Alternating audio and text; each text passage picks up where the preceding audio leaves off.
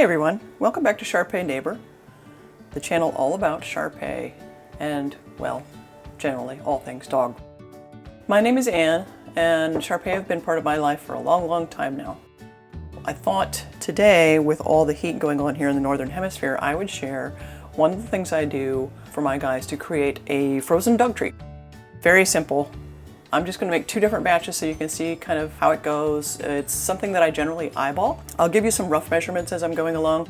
I like to make these from scratch because that way I know what's in them. Shar Pei have a lot of health problems and they require a high quality diet. This helps me make sure the quality is good, and honestly it's a lot more affordable than buying treats from the store. So the base of what I use is yogurt, and you can see here I just use whatever yogurt is handy, if it's on sale, if it's wherever I'm shopping, that kind of thing. The only factors I really consider when I'm buying the yogurt is, first of all, get the full fat yogurt, don't get the low fat yogurt. Make sure it has live active cultures, which it will tell you here on the back label usually. Something like satisfying with digging into the yogurt, it's like open that first scoop of peanut butter, right? Y'all know what I'm talking about. So I just take a scoop out and throw it in the bowl. This is probably about, somewhere about 3/4 of a cup-ish. Now this batch I'm going to make is going to be berries and beef broth. So right here I've got some raspberries. Now these were frozen. I left them in the fridge until they thawed out. You don't have to do that. You can do them from frozen. I just like, they're a little squishier and I think they're a little easier to grind up. And then I have some blueberries here, which were also frozen and that I let thaw. Now if you don't have a fancy grinder thing, you can use about anything to make sure that these things are ready to go. If you're 30 or over, you may have a potato masher. You can use that on the thawed out berries. You can even just use a fork. If they're thawed out, they're gonna be very squishy. Try that out. Ooh, there you go. There's my berry mix. So, now, it's good to add berries because they have a lot of antioxidants. Just be careful you don't put too many in there because they do have a lot of natural sugars that your dogs just don't really need a lot of. It's just, again, it's for the antioxidants, it's for a little color, it's because we like doing nice things for our dogs. They don't need berries in particular in their diet. So I have here some beef broth. This is probably about 2 tablespoons. And of the berries, that's probably about 1/4 of a cup. I'm gonna put that in there. And then I'm just gonna mix it up. The thing you want to keep in mind here is just consistency. You don't want it too runny because then it's tricky to get into the molds that I'm going to use, but you don't want it too thick, you know, for the same reason. So this is pretty good. I'm going to add a little bit more yogurt and to thicken it up a little bit. And just remember, the dogs are not terribly concerned about taste, and most dogs aren't terribly concerned about texture. I have not had a dog yet who wouldn't eat them. Okay, so that's batch number 1. Simple as that. So I'm going to scoop out a little yogurt here into this bowl. This is probably, I would guess maybe 3/4 of a cup-ish. Since I'm going to be putting some oatmeal in here that I've already cooked, I am going to use my little food grinder dealie here to puree it in with the pumpkin and the banana. Now, let me start with the banana. So, you know we can save bananas in the freezer and they make great banana bread. Well, this is another good reason to save them because you can put them in dog treats really easily. I'm just going to put this bad boy in this little food processor. So that's half an average banana. For the pumpkin, I'm going to put in a scoop like that. That's probably about 2.5 tablespoons maybe.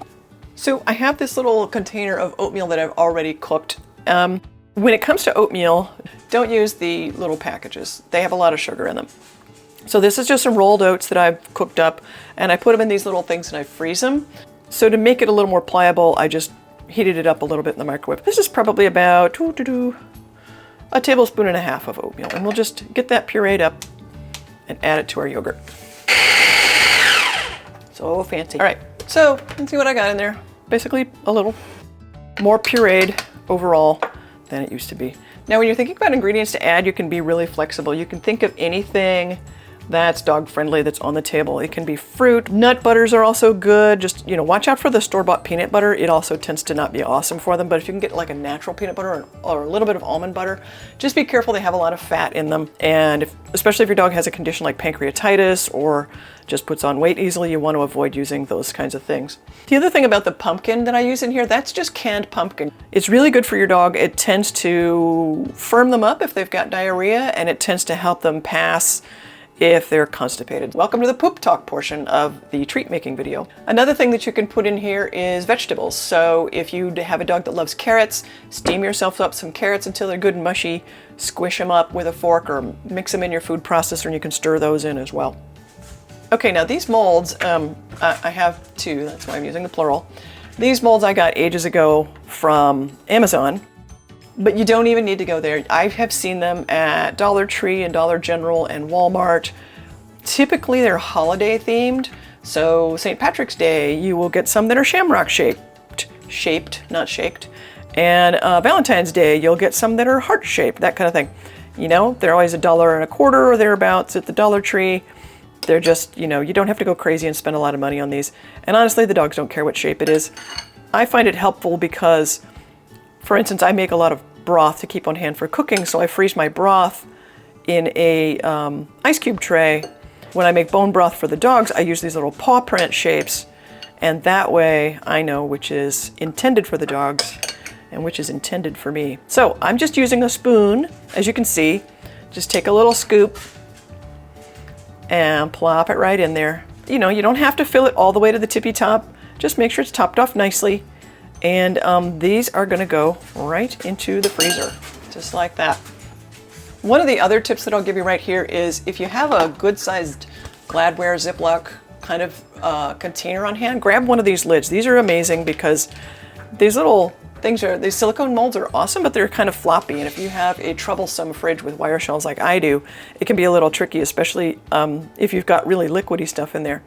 Anyway, I love setting it on this, and then you can just put this whole thing in the freezer. It's real slick. So that's my free tip for you. So then grab my other mold and then just do what I did a couple minutes ago with the other mixture.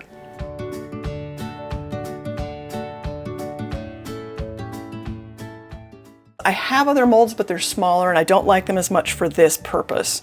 But you know, go crazy, man. Get molds and fill them on until your arms fall off, I guess, whatever works for you. You see how those little blue things work? Pretty slick.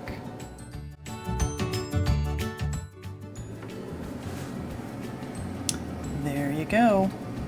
I'm sure you're able to tell when things are frozen, so you don't have to get too much of a tutorial on that. Just keep in mind, these things, even when they are frozen, they're going to feel a little bit tacky, and that's okay. Interested party number one.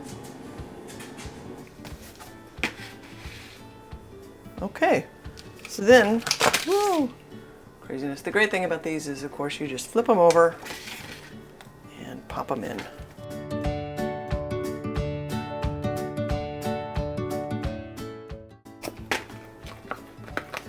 Easy peasy, Shar Pei squeezy.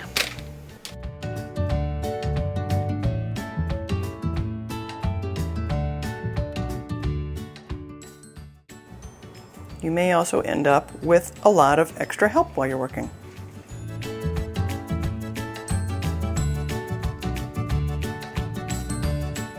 Symmetry. Except that one. Make you a little itchy? You'll be okay, don't worry.